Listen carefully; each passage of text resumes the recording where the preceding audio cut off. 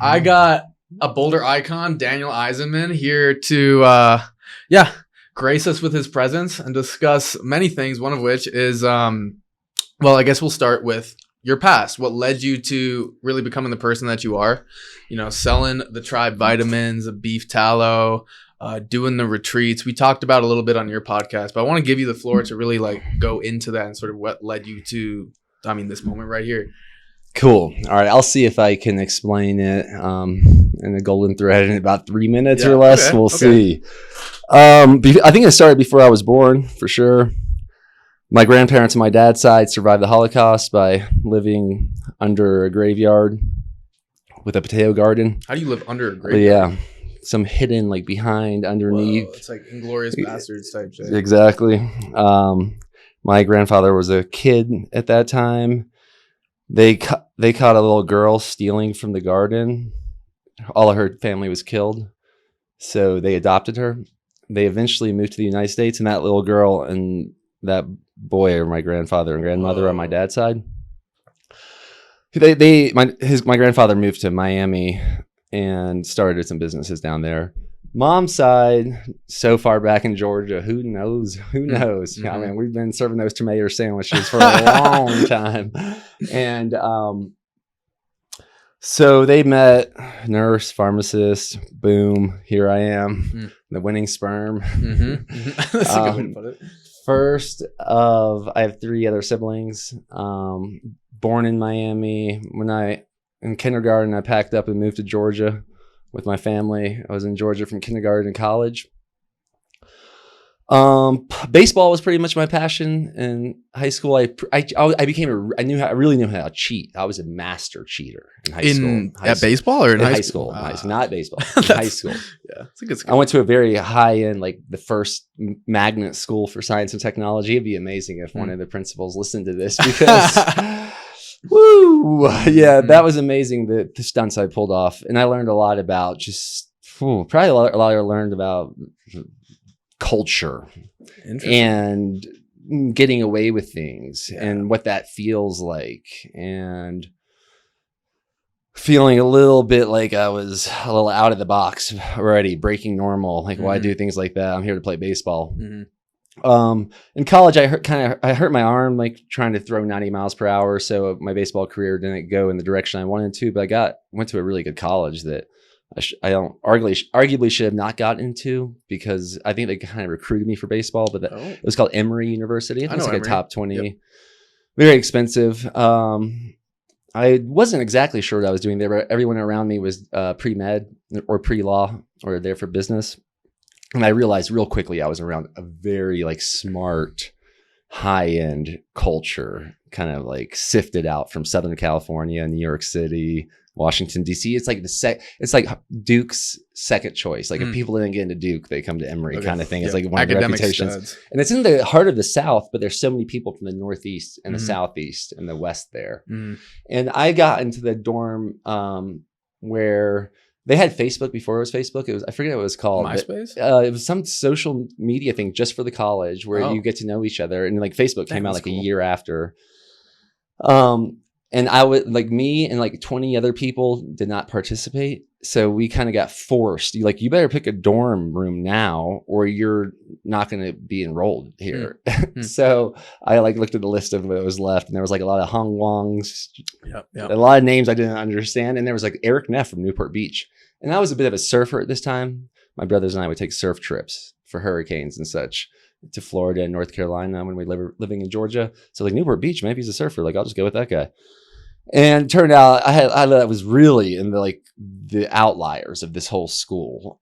This whole dorm was crazy. They called me Bud, Big Uncultured Dan. What? How'd you like that, bro? Well, I was very much uncultured at that point. So you owned it. Yeah, I was just kind of like Bud. And I drank, I didn't do drugs. They were heavy drinkers, heavy troublemakers. So I was sort of the guy that I was almost like a little bit of the daddy then, watching out for everyone. Like when they would get in trouble, they would like try to do it around me to make sure that I was going to take care of things. Right. Everything's under control. Yeah. And then I eventually ended up living with a bunch of Indian guys. They all became doctors, basically. One of them helped my daughter's eye out the other day. She got poked herself with a stick. And yeah, like 10 years later, I'm like, oh yeah, my old roommate's a renowned ophthalmologist. And I have a renowned dermatologist and a pediatrician. Like I went to school with amazing people. So even though I thought like the classes and all that stuff, and I didn't cheat. So I relearned I had actual education. It's pretty tough. It is. Yeah. That was challenging, man.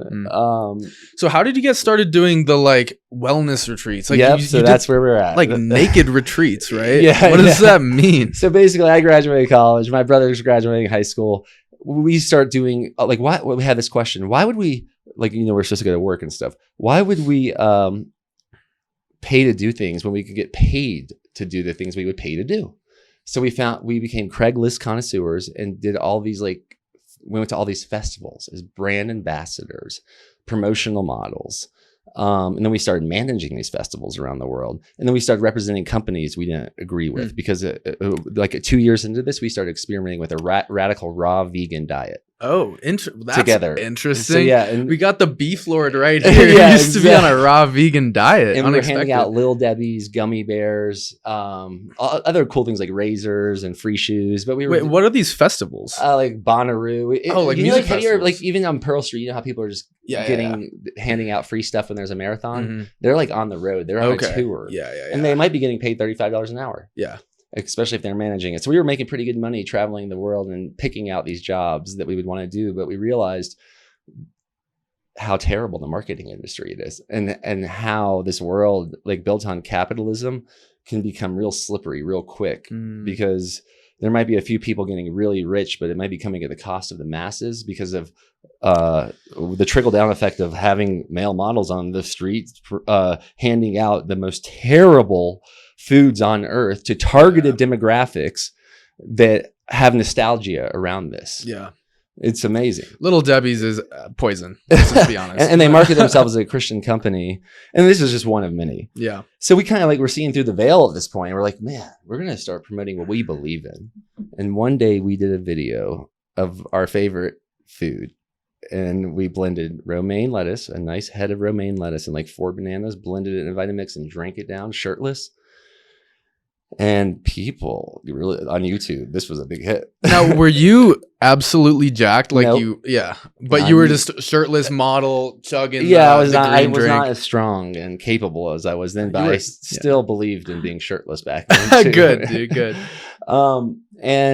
We kept doing these videos, and then we became very famous in the raw vegan subculture. We were the Raw Bras. We started calling it the Raw Bras YouTube channel. You can look it up. You can watch us eat 30 bananas in 10 minutes and talk about the health benefits of it.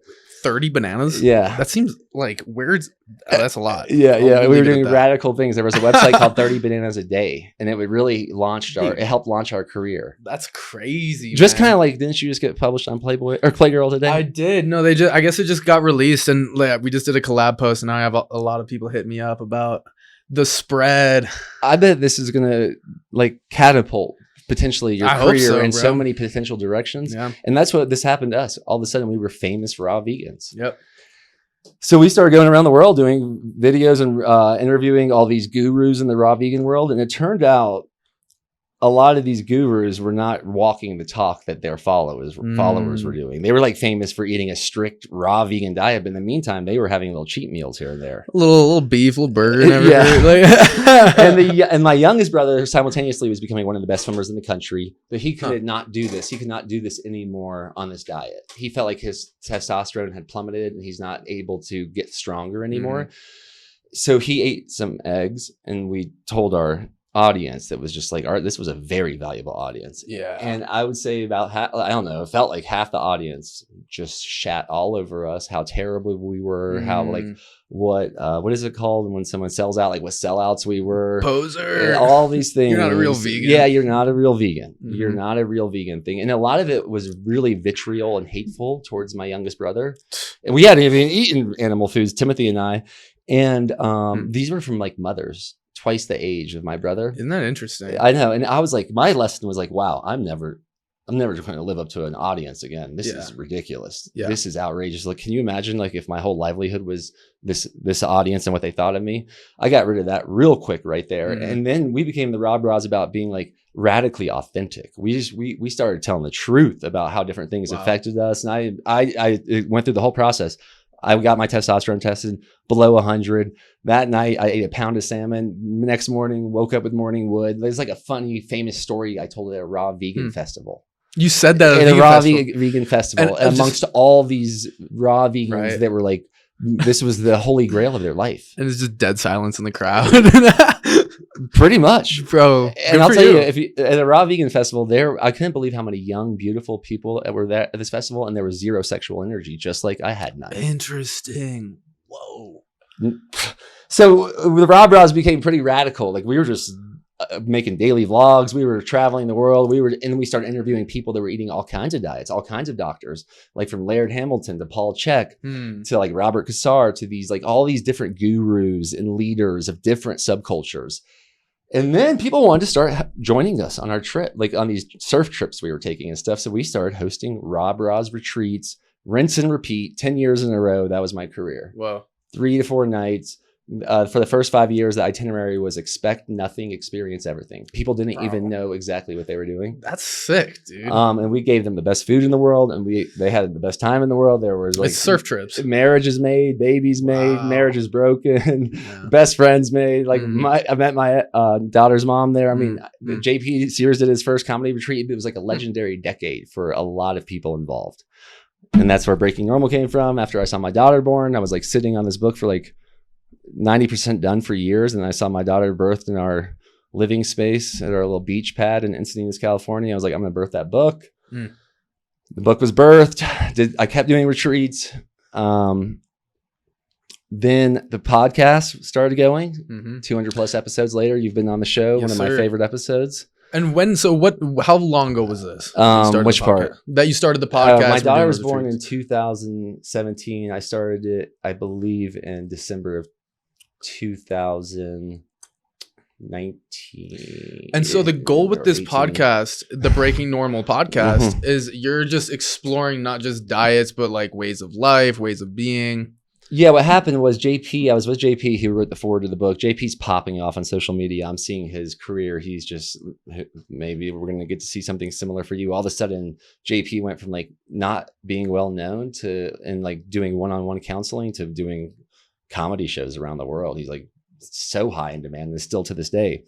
So JP, I mentioned to JP, like, maybe I'll do a Breaking Normal podcast. He's like, yeah, you should do it. And you should use my equipment while you're here. Cause we were staying with him in Austin.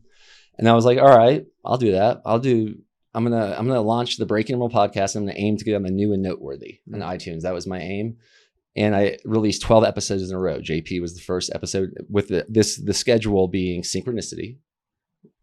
That's who becomes on the podcast. What do you mean when you say that? Synchronicity leads me to them. Okay. Yeah. That's the schedule. And I want to do them in person, and I want to make them between 44 minutes and an hour and 11 minutes. And I don't want to have a planned itinerary for the conversation. I don't want to give them a list of questions. I just want to meet up and have a dialogos, like let the spirit of this conversation live through us, rather than us like having preconceived notions that would prove that sometimes the best plans are unplanned a lot of the times. The best conversations aren't planned. It's too rigid a lot of the time. So I love doing podcasts. Yeah. I'm really happy you're doing yours. Yeah. I love doing podcasts. It's so fun. 3rd episode, is that right? This is I actually just did one earlier today. I changed my outfit just because I didn't want to trip people out with the same outfit, 2 people.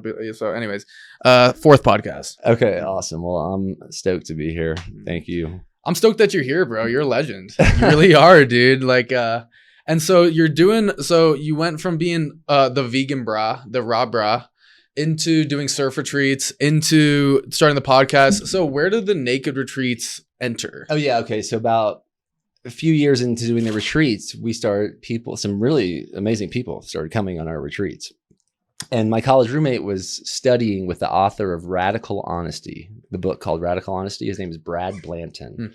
We've interviewed him a few times, like virtually, or maybe one in person even. He's a legend in this world of authentic relating. Some people really don't like him as well. He's very controversial. But my friend Perzan was learning how he does his retreats. And so in one of those, the major part of some of his retreats, and which became a major part of our retreats, was a naked exercise. But all of the itinerary that Perzon and other experts and authentic relating that we were starting to team up with had in common was really helping people break their addiction to approval. It's huge. And get addicted to like being authentic, and that being the foundation of the relationship. And when we were doing these retreats, we were realizing when we started doing these exercises that people were leaving these retreats more connected to this group of people than they've ever been connected to anyone in their life. That vulnerability. Yep. All of a sudden you can really see who people are, and you can see them physically, and that opens up where you can start to see them at, deeper levels, deeper layers. You can see insecurities, and you can actually be held in those insecurities. I think we talked about this a little bit, but like when you're naked around people, like for me, it's like hot springs. And at first you're like, oh, now I'm naked, my dick's out. What do we do? And then it's like, you just sink into it and you're like, yeah, my dick's out. And that's actually chill. And actually, like, I guess people are into it. And it's like, I guess I don't have to hide this. And that's so healing too. And other people might not be into it. Like, what about other guys that think they're maybe there with their girlfriend or their wife, and they think that their dick doesn't look as good as yours? Oh, well, and that's where meditation comes in. Because again, like, comparison is the thief of joy. And you know what's attractive? When somebody owns themselves. You know what's really hot, no matter what you're working with, what body type you have, no matter how you look, is if you own it. And then you have someone really owning that energy and like loving themselves and loving that life. And it's that like je ne sais quoi. It's that factor of, what do they have? I don't know what it is, but I want it. And what you want, I think, is actually, you want their wholeness. You want the fact that they love themselves. And you're like, oh, give me some of that. And that's the thing. It really is irrelevant about what you look like or, how you present yourself. And obviously, you want to look good, but starting to own looks, you know what I mean? Starting to own this thing that we're given for this temporary period of time. Yeah. How we kind of capped one of the last exercises we did in the retreats, even like after the naked exercise, after the confession session, after all the context, we would stand in the middle. And everyone would have a few minutes to just say everything that they think is working for you. So let's just say you're standing here. What's working for you are your eyes. What's working for you is how you own yourself. It's just projection. You're just projecting all over you. And you're not supposed to ask any questions. You're supposed to just listen. Then we talk about everything that's not working for you. Shit. Give it to me straight. It's like, what's not working for you is that hat. What's not working for you, is that shirt? You never know. Like, I don't really believe this right now, but we would really do our best to give people this feedback. And after me standing in the middle for how many ever times I did, I cannot tell you. It's amazing to me how many people said the same thing that's working for me. So many people said the same thing that's not working for me.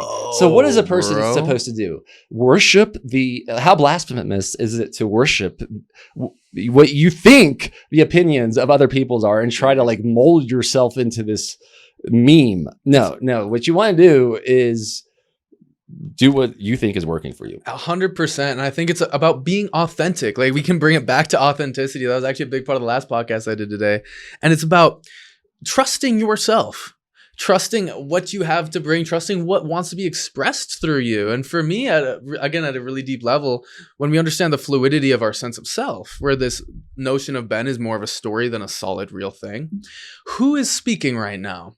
Whose desires are these to express this certain way? You could make a really valid argument that is creation itself in entirety. That is, you could say God, if you like that word. And who would you be to get in the way of that?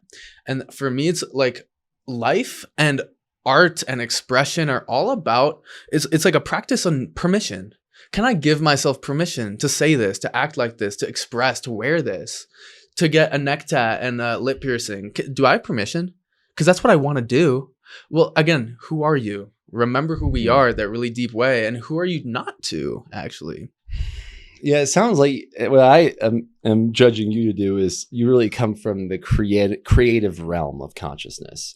I've heard a couple times from a couple wise guys that there's like 4 realms of consciousness. Literal, like you think this is all real and you just believe it for what it is. Like that you're Benjamin Arthur Duffy and you're a white male or whatever. Like I could just like literally categorize you and that's all there is to it. And there's the metaphorical. And it's like, in this scenario, who knows, maybe like maybe you're a brother from another mother. Mhm. Maybe you're representing things to me that, and vice versa, where we've come together for some important reason. Mhm. Like, Mhm. or maybe we can come up with some symbology around it. Yeah. Maybe you're a younger version of what I wanted to be. Cool. Maybe I'm an older version of what you're striving to be. Who knows? There Mhm. could be all these Mhm. kind of like Mhm. parables or metaphors or symbologies we can come up Images, with. Yeah. stories, narratives. And then there's the paradoxical realm. Like, man, did we both, like, right when we were born, now we're dying? Is that Mhm. what we're doing here? Is this like one big preparation for death since we've been born? Hmm.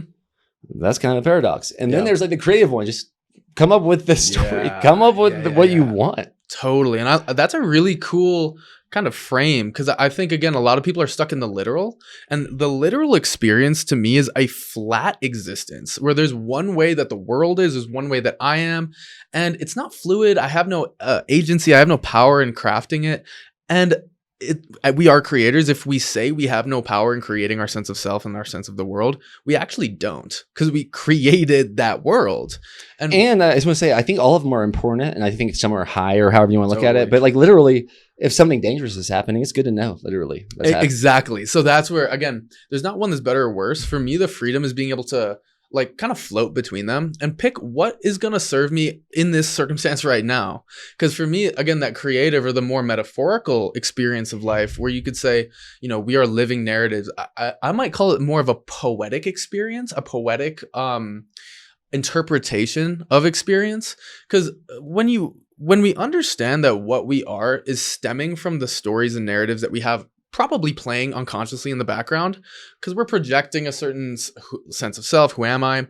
A sense of the world. What is this? It's all projected in your mind based on certain stories. And when we have a more poetic frame, we start to use more poetic language. Quite literally, how I'm experiencing myself and the world becomes more poetic. And that, I always thought that was so interesting. And for me, that's what really sparked this path for me, is like, if we can start to change things a little bit with the stories, where's the limit? How deeply can I inhabit stories that invoke connection, divinity, empowerment in what I am and who I am? And I'll tell you, I know from firsthand, if you shift the stories, you can step into empowerment and deep confidence in what you are. Because again, who am I when the sense of self is fluid? Be confident, trust this thing right here. You are creation. You are this world made manifest, made human.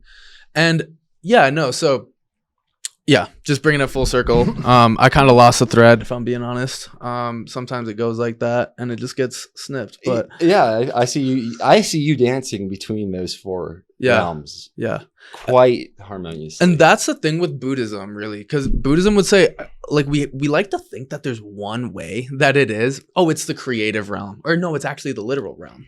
And anytime we're gonna like solidify any belief, any view, we're actually trapping ourselves, because we're trapping ourselves in a solid cage where this is my world, this is the only one, and now we're trapped. Like this guy. Yeah, exactly.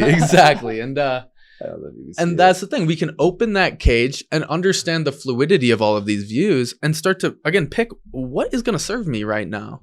Like, really, what do I need? Because I always say sometimes I literally am Ben the human being. That's all that I am. Understanding that that's only a story about what I am. And it leads to a certain experience. Like, it helps me do the 9 to 5, relate to like normal people.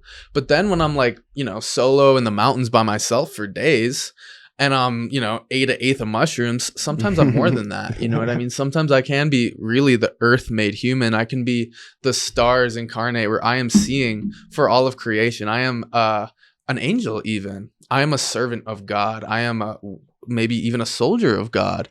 And what happens in your body when you inhabit those stories? Because it's one thing to play with these conceptually just in your mind. And yeah, they're fun ideas. But when these ideas sink from the mind into the heart and you feel the difference, your world has changed, quite literally. And what I really point to always with this practice of picking different stories and narratives is, I always lean on Buddhism, and it's the Buddhist principle of emptiness. Shunyata is the Pali word, and basically what it's stating is there is no real way that you are. There's no way that the world is. You will never be able to come to an identity that's objectively real, beyond your own projections, beyond your own narratives.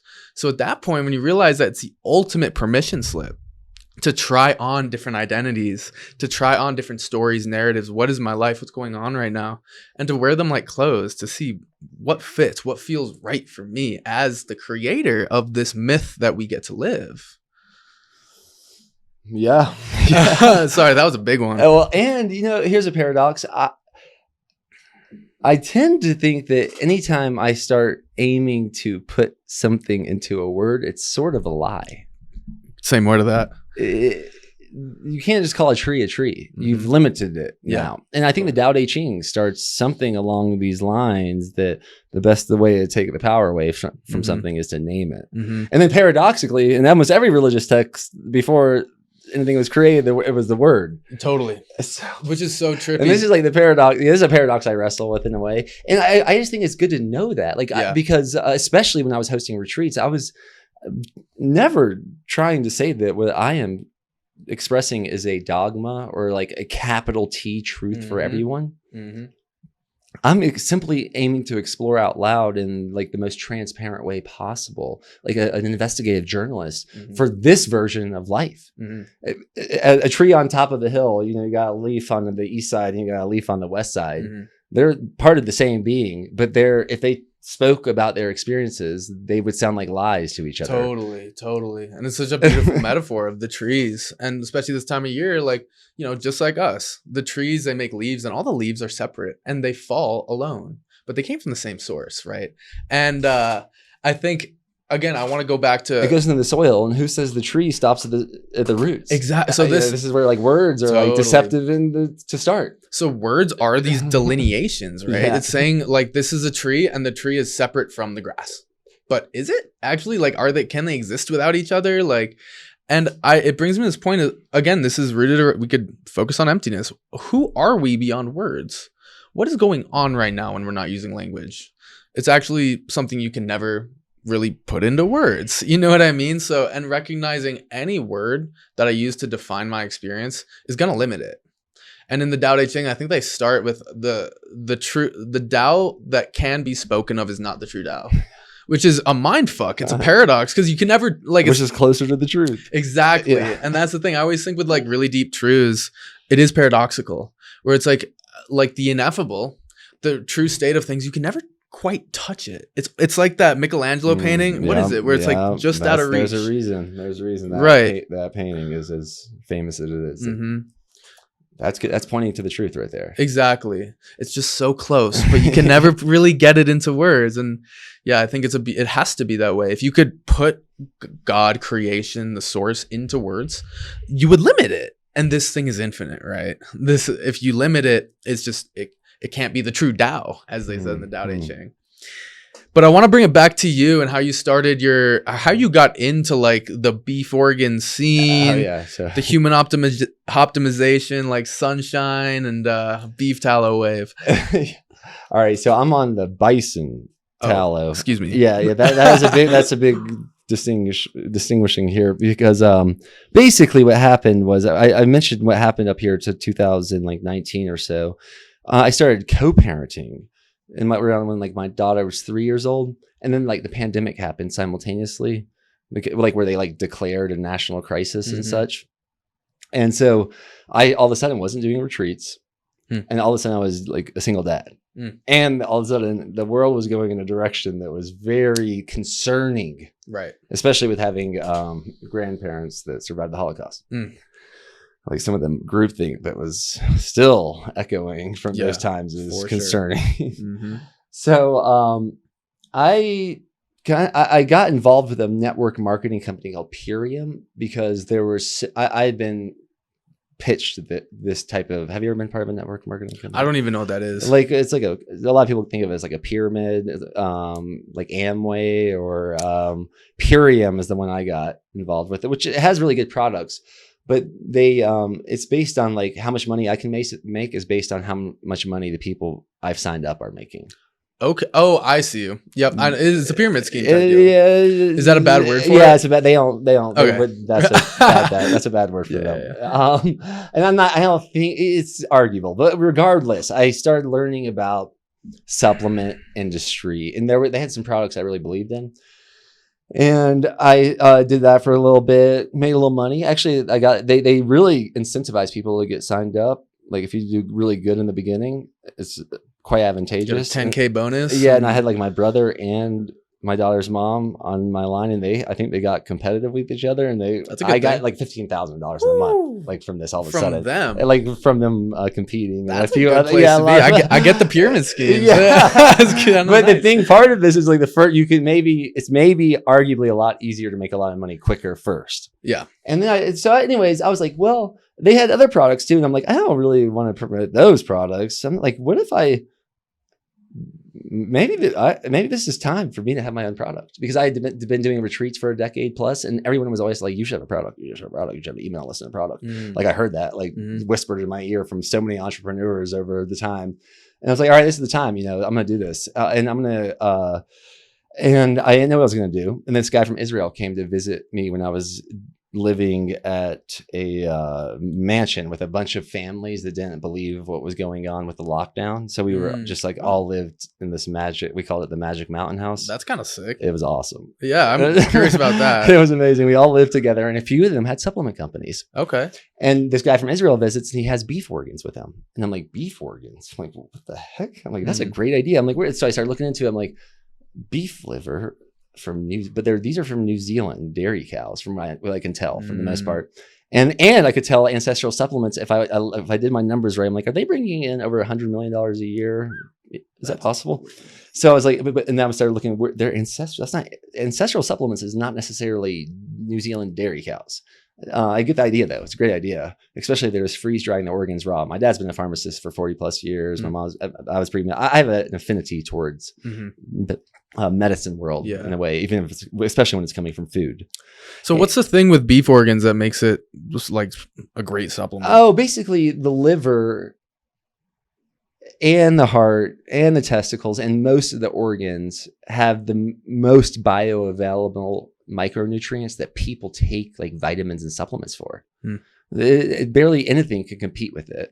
And then the companies that are trying to compete with it, they're making these vitamins man-made. They might not be good for people, especially when they have fillers and flow agents and preservatives in them. Like they're like zinc from a lab. Someone might be able to get too much zinc from a lab. I've never heard of anyone getting too much zinc from liver or oysters. And a lot of people, like for instance, retinol, vitamin A. A lot of women, this is like great for skin, hair, nails, vision. There's nothing that has more retinol that I know of than raw bison liver in a food form that's actually ancestral to the land that it's living on. Like bison lived in North America before Europeans got here. And ultimately, I think it's just closer to the earth. And we live so disconnected. It's like, let me get my nutrients from a fucking lab, from human beings. Again, like what, 50 years ago, 100 years ago, what was our understanding of the human body and vitamins? Do you really trust these scientists more than you trust what we've been eating since the beginning? Like, you know what I mean? And if you're around bison, you can just look at them. I'm like, yeah, that's about as close as like evolutionary perfection there is. And not only my ancestors, I'm talking ancestors in North America before cows were a thing in North America. They were thriving on this animal here. And you see like a bison or a bull elk and you're like, that thing's a beast. Yes. I want that fucking in my body. I want it to form my muscles. I want to be veiny and jacked like that bison. And it works like that. Like, I believe in that for sure. Like if you want to become a yogi surfer that's like just all up in your crown chakra with no sex drive, go eat a raw vegan diet in Costa Rica. That's an interesting way to put it, all up in your crown chakra. And I've noticed, again, we talked about sexuality and libido and relating that to more of the meat diet, the specifically red meat carnivore diet. And since I got on that, my homie John, shout out John Arnold, got me on that diet like a year and a half ago. And dude, my libido went crazy because I was just conditioned like, oh, I eat a lot of beans and rice. And it's just like, yeah, meat's good, but I don't want to fuck up my heart. And then I got on the wave and I felt so much better eating a lot of red meat, eating organs. And my sex drive was like, again, like on demon mode. I was like, yo, what happened? I guess we hit the wave. Yeah, you're probably feeling closer to what the people that lived on this land felt like when they were living on the land. And again, and not in a matrix. And again, just feeding more of a holistic lens of the energy centers instead of just the crown and the, from the heart up, energetically speaking, you can feed those more grounded You could call them chakras, energy centers. And that's the thing with me. Like, I speak a lot of like really heady dharma, really beautiful, like, you know, heart-based information. And then I'm also on the cover of Playgirl, which is fucking hilarious. And the way I put it, it's like all chakras are firing hard, popping off. And I really do think that's a mix of, you know, what I eat, how I act, the practices I do. And I think honestly, the red meat is a big part of that. Not just red meat, obviously, like salmon hits, chicken sometimes, and the organs. They really do change things. And if you every time in the wild, let's just say a predator takes down an animal quick, and they're in a bit of a rush. For instance, maybe there's other predators, maybe for whatever reason, the easiest thing to eat from a fresh kill are the organs. Mm-hmm. They are ready to eat like that, and that's when they're going to be the most nutritious and the tastiest. Mm-hmm. And this is why that happens in the wild. Mm-hmm. And for instance, killer whales take down great white sharks, and they'll just remove the liver and leave the rest. And sometimes they take the heart and testicles. Huh. But and this is my understanding of what. Just imagine the three of us out going on a hunt for the 20, 30, 40 people back at camp. We get an elk. We're gonna take some bites of that raw liver, 100%. And if it's get us back to camp, yeah, and the heart too. And this is built in a lot of indigenous ceremony around taking animals. Is the hunter takes a bite of the heart first. Mm-hmm. Like when we did a bison harvest of the Lakota tribe, that's how they wanted it. They wanted the hunter to eat the heart first raw, the rest of the men to eat the heart raw, and then the women to eat their heart raw, and then start breaking down the rest of the body. Dude, there's something about even us talking about hunting where I just almost feel a T-boost in my body. I'm like, yeah, let's go. When are we doing it? Like, like think about it. Are you going to take a bite out of the leg? It's going to be people dry age this stuff. Right. You can back straps and such, but these organs are ready.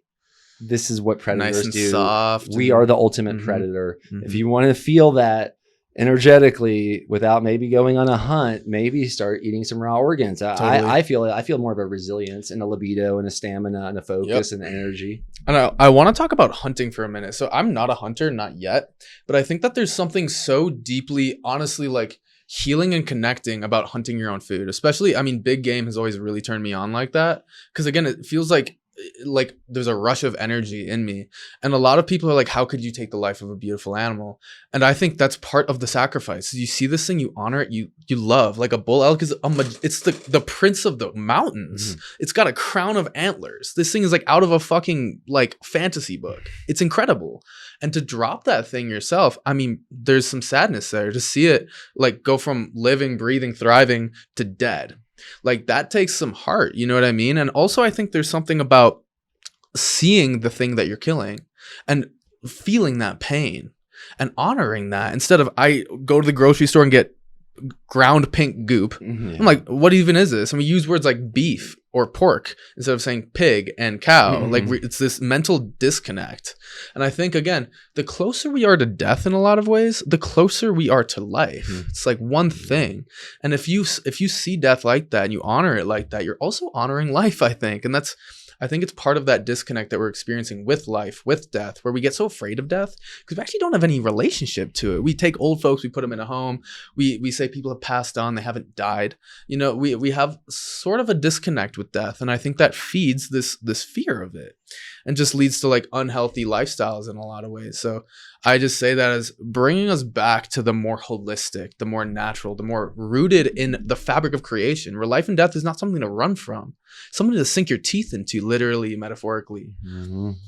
Yes, lots of paradoxes to dance with right there. Exactly. I do know I've been on a few hunts and harvest, and I've also saw my daughter born. That's the closest thing I can tie the experience to. Is something about killing those animals. The closest thing it reminded me to was seeing my daughter born. That's cool. And so you feeling at least. I mean, the visceral, like there's I've always said this. I mean, again, I haven't really taken a life like that, not of a big game animal. And I feel just when I envision in my head, like some of the most intensely visceral deep experiences we can have in life is, for me, it's been either deep intercourse where it's just, you know, transcendent, or I could imagine taking a life.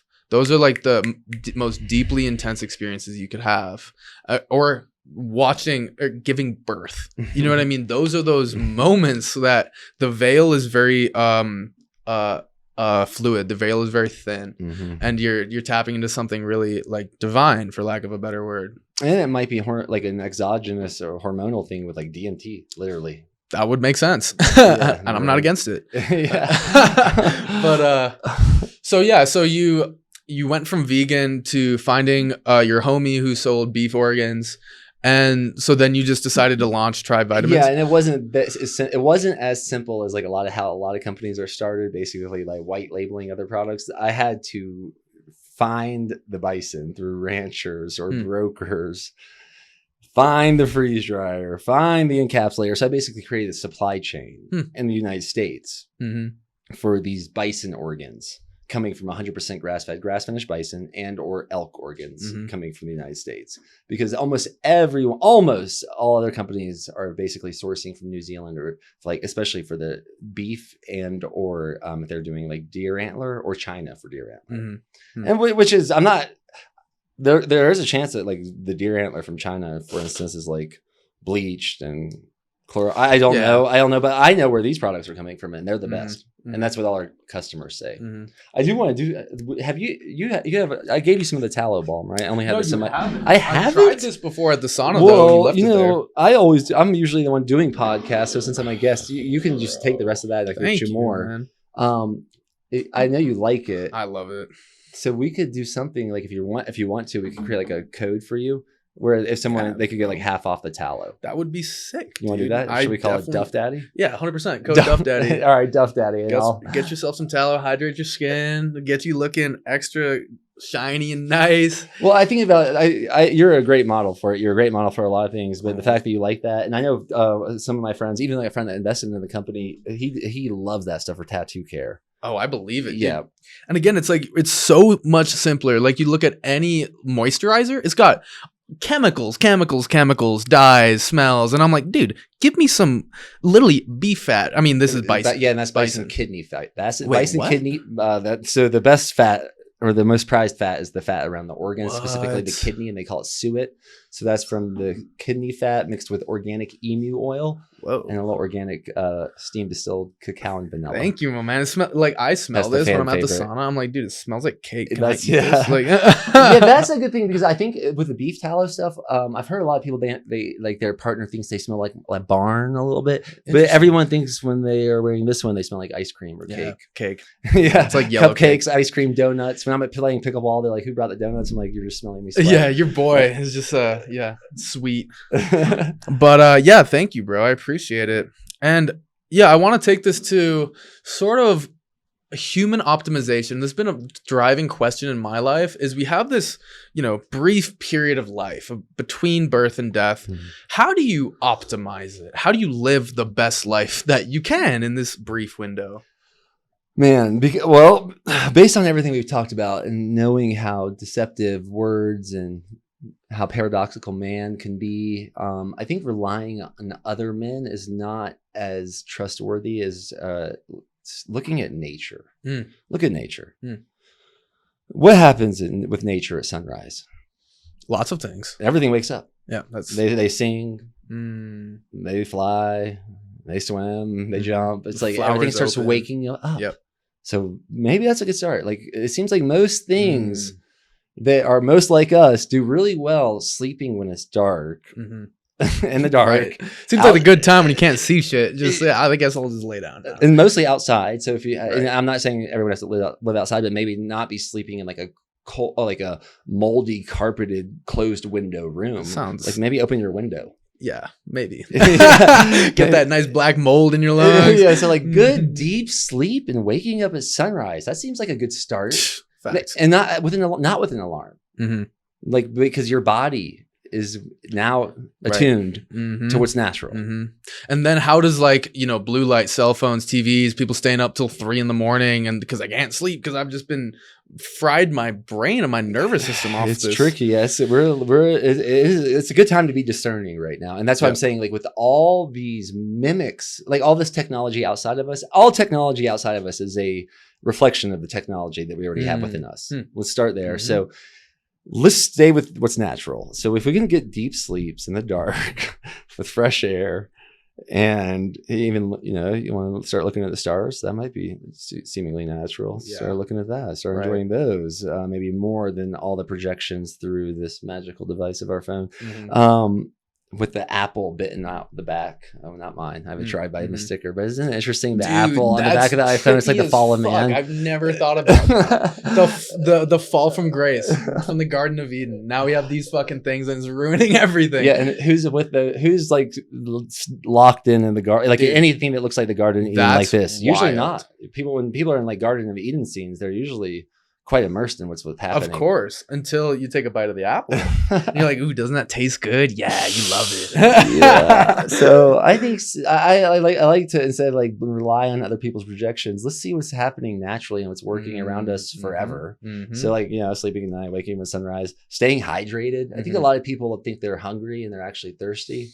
And I think a lot of people think they're like hungry for calories, but they're starving for nutrients. Yeah. So that I like for myself, I kind of like rely on a lot of my tribe vitamins throughout the day. I don't eat much. Yeah. I mean, you got, I'm sure you have a crazy supply of the highest quality food on the planet. Like exactly. So I'm like, I keep it pretty light calorie wise. I keep it high nutrient wise. I aim to stay in the flow of nature. I love living where things thrive. So I love living next to the creek and being outside a lot with my feet and hands on the earth. I do a lot of my workouts there. I mean, working out is pretty essential. I think, if someone is thinking harder than they're moving, that's pretty ripe grounds for like mental situations. And I think, again, so many people get stuck in their head, and that's where anxiety lives. That's where the scary stories are. It's like, bro, work your body to the point of like failure and collapse. Dude, when you're doing back squats and you're shaking, like, dude, how embodied are you at that point? You're out of that bullshit in your head and you're into the pain in your body. And that's, again, this is the medicinal quality of pain. That, again, we live in this hedonistic culture where pain is bad. Get away from me. I don't know. And it's like, what happens when you turn towards the pain, and you put your nose to the grindstone, make your life what you want it, go for those career goals, push your body, like run crazy distance, do sprints, lift until you can't. You just inevitably end up more embodied. And with that, you actually can access the wisdom in your body, that intuition. It doesn't live in your head. Actually, it lives in like your gut, in the nervous system, in the gut biome, in the nerves in the heart. The nervous system runs throughout our body, and that's always giving us messages. And if we live from the neck up, then we're losing access to that wisdom. Yeah, and that's a lot of what Breaking Normal is about. It's like about the retreats, and it's about ways to staying, charging this device that we're stewarding, like keeping it charged in the optimal way. And like when I look at my dogs, I have 2 pit bulls. It's not like when I let them outside, they don't just like put their head down and look at their feet and walk slowly. They are sprinting full speed. They're wrestling. They're by the end of the 30 minutes outside, they want to jump in the creek, and then they can relax. How else can you relax? Work hard, play hard. There's no other way.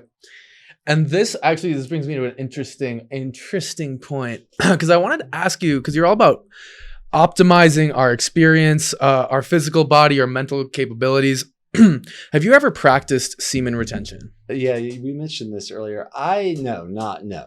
I have not. Have you heard of it? Yes, I've heard. You're familiar with what it is. A lot about it, yeah. So just some context. I broke up with a girlfriend in May, like right as I actually was graduating grad school. It was pretty fucked. I was living with her.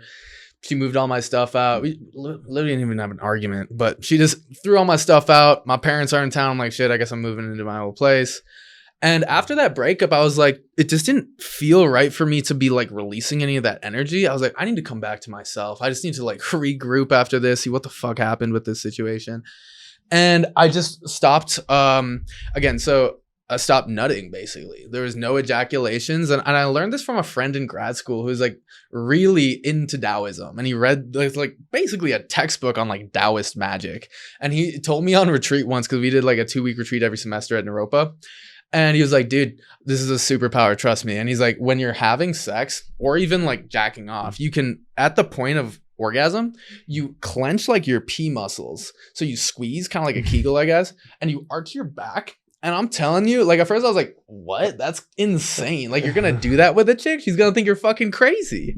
And I tried it first just by myself, and I swear you can feel that energy like from the D going up your spine, and it would like pop my sternum, pop my shoulders, pop my neck, and it felt amazing. And then at that point you can just keep edging yourself if you want and keep having this energy flow through you. And then when you're with a partner, you can have these non-ejaculatory orgasms where basically you're having sex, it's about time to nut, and at that point you pull out, or you can do it inside. I don't know.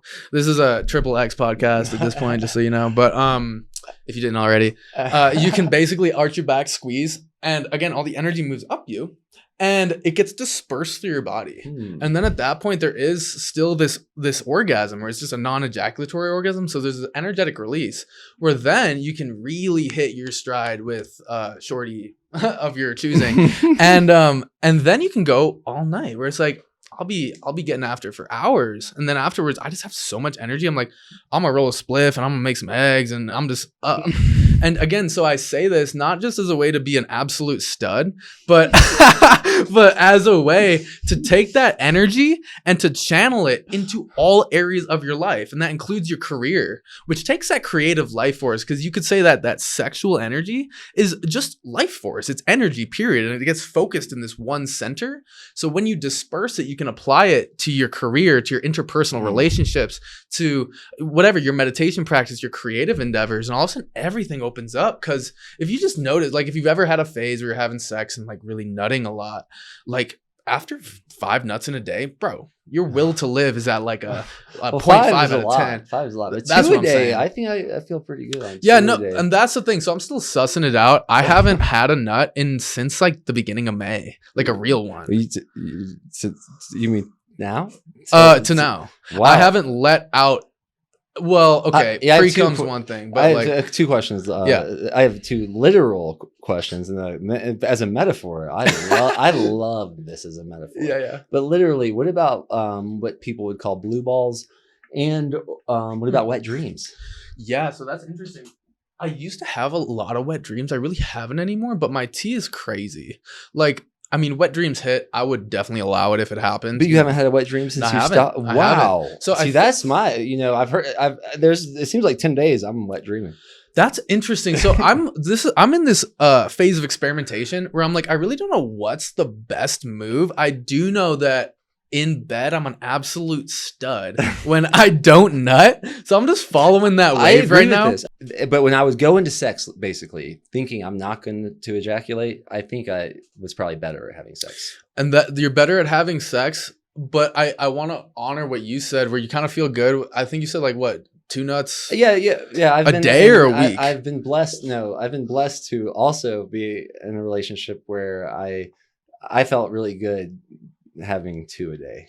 And fully finishing. I mean, to be honest, I felt felt really so good nice. having like 4 or 5 a day, but then my will to live is depleted. Exactly. There's got to be a balance for y'all, whoever's listening. But some people, I've heard. I think I remember a friend talking about doing like 20 a day. I'm like, what are you talking about? 20 days without nutting. No, like he had sex. Wait, 20 in a day, bro. At that point, I'm like, what do you even? Yeah, you might have a fast trigger or something. I don't know how you do that. Yeah, wait, I have no idea either, bro. How do you even get hard after nutting 20 He times? may have been lying. He's probably making that shit up. But realistically, I think 2 a day is nice. I think 2 I days also is think nice if you're doing more, like, I have been felt where if I've done more than that, I was like, wow.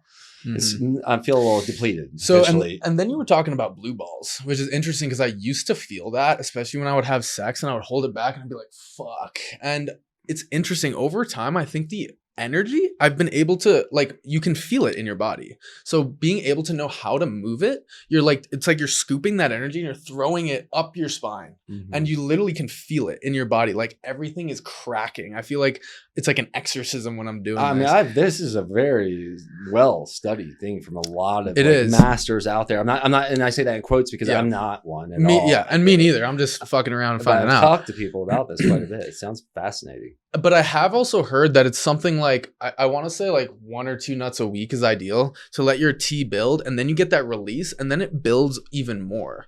So at this point, I'm open to trying that as well. But I've just like, I haven't nutted in like literally, what is that, 5 months? So it's like, It's not that I'm It's amazing. scared. That's pretty. I bet that's somewhat paradoxical for people. Like here, play girls. Yeah. Current cover has not nutted in 5 days. Yeah. No, not. I mean, not 5 even months. 5 months. I know it doesn't even sound natural. 5 months. But that, dude, I have a theory where the no nut is what has attracted all of this attention. Cause I'm like, I mean, I'm sexy for sure. I get it. I see it. But it's like at the same time, I really think there's something with the energy you're holding in your body where when you are, again, not nutting and that energy is just being recycled, it keeps building. And like, I think people notice that in the way you speak, the way you carry yourself, the way you interact. And I think they also notice that in a more energetic, unseen sense where we all have an electrical field, right? So when you're not dispelling that energy, I think like literally chicks can feel you as you walk into like a cafe. They'll be like, wait, what is that? This guy. And I'm telling you, I think it really is a superpower, not just for like whatever, getting chicks or anything like that, but like for your life. Because you're forced to also figure out, how do I carry this energy? Because it's a lot. And for me at first, I was just pissed. I was like, motherfucker, don't talk to me at the gym. It's gonna hit my squats, get out of my fucking way. And then it's like over time, it feels like my body has learned, how do you hold this energy and not want to like run through a wall or just, you know, murder everyone in the gym. Like, you know what I mean? So it took some time, but I am like, you know, I'll say it here first. I'm not an expert. I'm just fucking around and seeing what happens. But I think it's an interesting correlation with the no nut into the playgirl. I do too. Popping off. So I do as well. Yeah. We're just researchers out here exploring. I appreciate your notes. And it could be, you know, what's working for you now in this season might be different in a different season. And it might have worked that might work for me in some season, or maybe I should think about it. And I also think it's another part of the relationship you're in, you know, because think about the other half here of where you may be nutting. Like, what if that person is super invigorated and then that adds to your life because you're giving that to them on a daily? So I'm giving them seed, they get invigorated, and they give me back that. I'm just saying, that's an idea. That's like the tantric idea of like, you know, male, female, whatever, two partners. It's like a battery. Right. So we're recycling each other's energy. So I'm totally open to that. But I will say chicks are into it when you're not nutting because, you know, they want it. But also I'm like, am I really going to give this girl my nut? Like, does she deserve it? Only if she's like extra good and hella bad at the same time.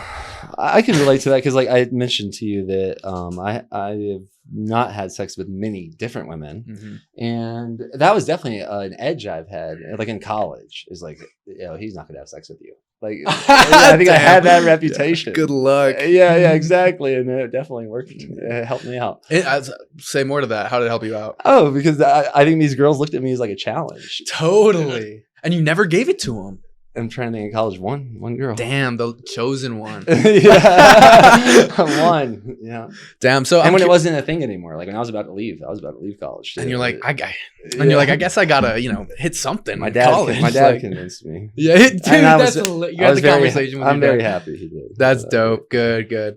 I'm curious. So, what made you not want to like connect in that way with a bunch of people? Well, gosh. I think that was something I always wrestled with, like especially growing up in a like Bible-based home and how people interpret that.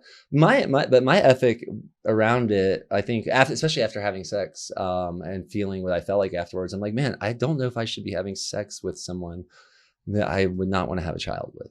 Yeah, I respect and that became sort of a guiding ethic, and I sort of would urge other people to consider that. Yeah, you know, there's all these different like projections about what to think about sex. Yeah, but that to me seems like a pretty reasonable one. So I actually held that same belief, which is like early in high school when I was so pure, I was like, only if I want to marry this woman or have a baby with her will I like shoot for that. And then I don't know, sex is nice, and I was like, and I'm not saying I am living up to that 100% forever, but I think it is it's a good kind of goal, because you can do a lot of fun other things without creating a baby too. But like if you're doing a bunch of cool fun things with a girl, you think you ever just wonder like, I wonder what I hear that thing tastes like, you know? Well, I mean, I'm saying literally you can, but you mean more metaphorically, because you can still taste it without creating a baby. Oh, that's actually completely true. So you can still taste it, but once you're tasting it, then at that point it's just like, no, we're not going to cross that line. I mean, dude, that's going to keep the sexual tension just exactly. on I'm telling you, insanity mode. I wasn't using it as a strategy, but I could see how it could be. Definitely. And that's the thing with not nutting. Like, because they want it, and you're like, well, I'm gonna make you beg for it. You know what I mean? Yeah, we're going in that direction here. So this is the Triple X podcast. Well, I think one of the strongest forces in the creative realm, since if we're still going by that idea, is sexual energy. Mm-hmm. So exactly. So creative energy, life force, and sexual energy are, you could say they're one thing. Yeah, I know. It just gets like the focused. most powerful version of it. Exactly. So the sexual energy is just like using that life force to reproduce, to make more of you, and it gets focused in one spot. But it's interesting, even in meditation, like, which is trippy. So I've been meditating very consistently for like 5 years, doing like more than 10 week-long retreats or multiple weeks. And you learn a meditation when I'm really horny, because if you've ever sat a meditation retreat, there will be a time when all you're doing is running through like the most erotic images ever, because you're just sitting with yourself for weeks. Okay, when you're in that place, you'll notice there's like this energy, there's this build, maybe you're getting hard or something, and you can start to like play with that energy there, and you can start to learn how to release it in certain ways, and you can start to feel it flowing through your body. You're like, oh, this is the same energy, and again, it moves to my chest and my spine, and all of a sudden I'll like crack my neck, and I'm like, oh, that's interesting.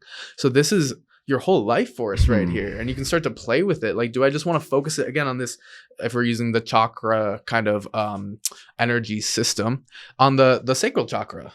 Can I move it to like the plexus, the solar plexus, or the throat? What happens when I do that? And that's where you start to get into the Taoist wisdom of being able to like really harness the energetics of the human body, where what happens when I can actually learn where I want to put things and how does that impact me? So, and that's a big part of the no nut or semen retention, because not quite no nut, it's non-ejaculatory orgasms, but you can really learn, how do I move this energy? How do I do that? And first you have to be acquainted with what is the energy. Because like when we say that, it takes a minute to understand what we're talking about, like to feel it in your body. And once you get that, then you can start to be like, how do I work with this? How do I move it around? How do I focus it when I want to in certain areas? So I think it's like the tip of the iceberg, quite literally, where it's like we're just starting to understand the role of energetics in the human experience, in the human body, because we're so materialistically focused, you know, as opposed to the subtle energies of the human body and how that's creating disease or illness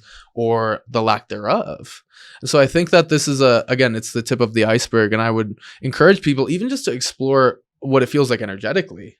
Like, do you get pissed? Do you get angry? Do you get like really ecstatic? All of these things are possible when you start to just have more of that energy to play with, to tune into it. Yes, sir. Yes, sir. How are we doing on time right now? Like, what's the actual time? 3:15.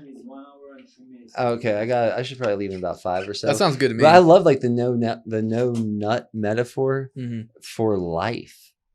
Say more of that. Okay, let me give a story. There was a guy that came on our retreat, and at the end of the retreat, he had a big announcement for everyone, how he was gonna move to Costa Rica, and all these extravagant plans. He had it like so clear, which I applaud him for the clarity.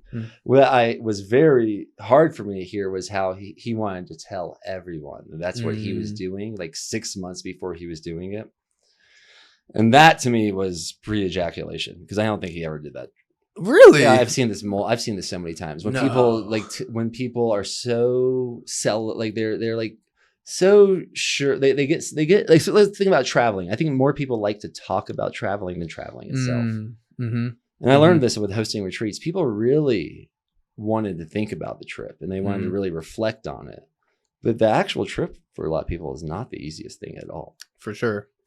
And I think a lot of people, when they have big visions or big goals, they'll prematurely share them.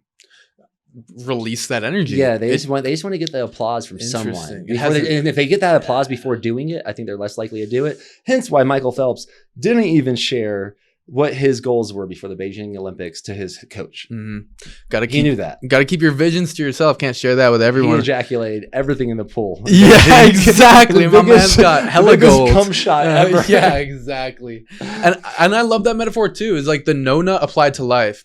Because I've said this for years, where it's like if you want to improve your life, try foregoing the instant gratification and instant pleasure for the sake of something you know is good for you in the future. Like, yeah, I want to just, eat pizza and chill on the couch, but I should go to the gym. Yeah, forego that instant pleasure now and do that thing that's hard. Or it's like, I want to chill on my phone or whatever, and I want to be up like all night. Try going to bed. Or I want the ice cream, but I just got some beef patties. Maybe I'll just eat that. I mean, beef fucking hits, bison hits. That's not really an L, but just foregoing that instant comfort and gratification for the sake of something you know is good for you in the future and will lead to a better life. And I've found when you just keep putting off that gratification, that metaphorical ejaculation, it's like you're edging yourself in life, and it keeps getting better and better and better. And then you end up in this place where you're like, I'm stoked on this shit. My body's great. My mind is great. Why? Because I've been putting work into it. And then maybe one day you'll find a place where you want to come twice a day. So maybe more. Maybe we'll go into the 4 to 5 a day range. It's like full ejaculation every day. I found the spot. Exactly. But maybe what getting someone there is the edging. Exactly. And not the premature everywhere. Exactly. So anyways, this is a fun balance. It's a fun dance. Appreciate you having me on. It is. Daniel, you're the fucking man. Thank you for coming on. We'll be having way more so combos Duff soon. Daddy, tribevitamins.com. We'll do something at least where you get the half off that tallow bomb. 100%. All right. You heard it here first. We got half off tallow bomb. Bison tallow bomb. The best. With the best tallow bomb. If anyone can find a better one, please tell me so I can buy it. Yeah. But no one's been able to do that. I personally have not. So okay, cool. Yeah. Danny, you want to plug yourself at all? Or Daniel Eisenman. That's my name, and that's what I'm most active on, like social media, like with Instagram, basically. Got the Breaking Normal podcast. Yeah, the Breaking Normal podcast for sure. I would say subscribe to that on Spotify. Where are you pushing people for your podcast? I mean, on like Spotify. Yeah. Follow, rate, Spotify. Follow, rate, subscribe, all of it. For me, I named it the Duff Daddy Experience, which I think is fucking hilarious. So, personally, follow me on YouTube or Spotify, wherever it's the Duff Daddy Experience, or follow your boy at Duff Daddy 100 on IG, TikTok. That's it. Awesome. Yeah. And Breaking Normal, the book, it's on Audible. JP and I nice. read it. I think it's a great audiobook. I would say get a good massage. Is it on Spotify? I don't think so. It's on Audible. You should get it up on Spotify. That's a good question if it's on Spotify. Include it with premium. No, I didn't do that. Probably make some money on that. Probably. It's a good read. It's a good listen. I recommend going on a hike or getting a massage and listening to it. All right. Hike or massage? Both if you can do it. At the same damn time. That's like right. You hike 5 miles, find a nice waterfall, take a massage, and then go another 5. That sounds like a nice day. All right. Well, thank you again, Daniel. Thank you. All right.